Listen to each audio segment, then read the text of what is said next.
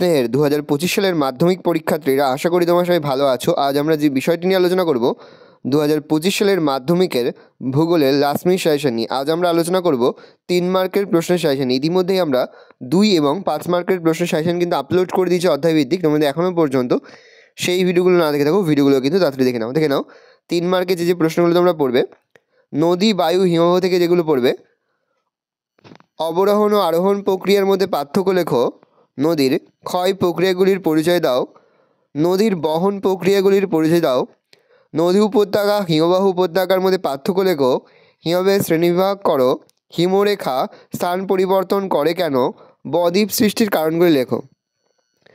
বায়ুমণ্ডল, বায়ুমণ্ডল থেকে পড়বে, আয়ন বায়ুর প্রভাবতে মহাদেশগুলির পশ্চিমে বড় বড় মরুভূমির সৃষ্টি হচ্ছে কেন? বায়ুমণ্ডলের চাপের তারতম্যে 3টি কারণ লেখো।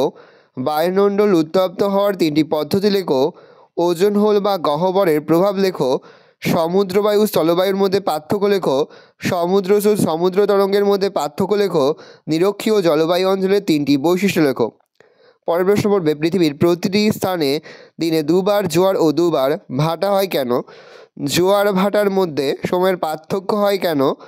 আর পড়বে, অ্যাপোলজি ও পেরিজির মধ্যে পার্থক্য লেখো। বজ্র ব্যবস্থাপনা থেকে যে প্রশ্নগুলো তোমরা পড়বে দেখে নাও।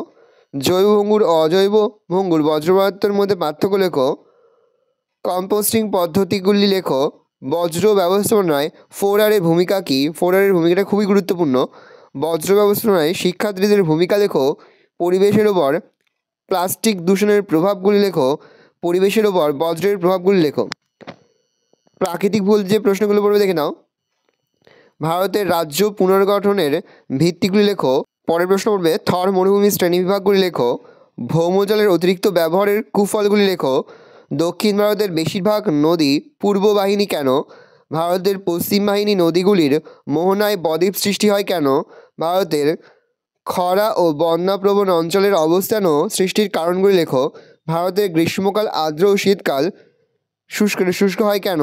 করমণ্ডল উপকূলে বছরে 2বার বৃষ্টিপাত হবে কেন? খুবই গুরুত্বপূর্ণ একটা প্রশ্ন। আর ভারতের অর্থনৈতিক পরিবেশ থেকে পড়বে, রবি শস্য, খরিফ শস্য, জায়িদ শস্যের মধ্যে পার্থক্য লেখো। ভারতের কৃষির 3টি বৈশিষ্ট্য লেখো। বিশুদ্ধ ও অবিশুদ্ধ শ্রেণীর কাঁচামালের মধ্যে পার্থক্য লেখো। ভারতের তথ্য প্রযুক্তি শিল্প বিকাশ লাভের কারণগুলি লেখো। আহমেদাবাদ কি ভারতের ম্যানচেস্টার বলা হয় কেন? বা আহমেদাবাদকে ভারতের ম্যানচেস্টার বলা হয় কেন? ভারতে দ্রুত জনসংখ্যা বৃদ্ধির কারণগুলি লেখো।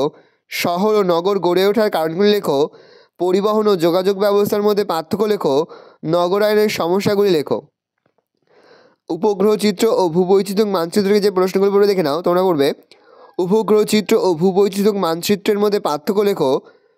সূর্য সমলয় ও ভূসমলয় উপগ্রহের মধ্যে পার্থক্য লেখো। উপগ্রহ চিত্র তোলার বিভিন্ন পদ্ধতিগুলি লেখো। ভূবৈচিত্রিক মানচিত্রে 3টি বৈশিষ্ট্য লেখো। ভারতীয় ভূবৈচিত্রিক মানচিত্র ও তার বিভিন্ন স্কেলের পরিচয় দাও। ভালো করে দেখে নাও। আশা করা যায় এই মাত্র কয়েকটি প্রশ্ন পড়লেই কিন্তু এবছরের পরীক্ষায় তোমরা 3 মার্কের প্রশ্ন কমন পেয়ে যাবে। ভালো করে দেখে নাও। আশা করি ভিডিওটা ভালো লেগেছে। ভিডিওটা ভালো লাগলে ভিডিও লাইক করতে ভুলবেন না। আমার চ্যানেল নতুন হওয়া লাগলে সাবস্ক্রাইব প্রেস করে পাশে বেল আইকনটা প্রেস করে যখন নতুন করে ভিডিও আপলোড করি সবার ফার্স্ট নোটিফিকেশন পেয়ে যাও। আর এই ভিডিওটি তোমার বন্ধু বান্ধবী আত্মীয়স্বজন সবার মধ্যে কিন্তু অনেক শেয়ার করে যাবে। বছর মাধ্যমিকের পরীক্ষা দেবে। আমরা কিন্তু ইতিমধ্যে 2025 সালের মাধ্যমিকের প্রতিটি বিষয়ের লাস্ট মিনিট সাজেশন কিন্তু আপলোড করে দিই এখনও পর্যন্ত। সেই ভিডিওগুলো না দেখে থাকো, ভিডিওগুলো কিন্তু তাড়াতাড়ি দেখে নাও। তোমাদের সকলকে জানাই আগাম পরীক্ষার অনেক শুভেচ্ছা এবং অভিনন্দন। আশা করি সকলের পরীক্ষায় খুব ভালো হবে।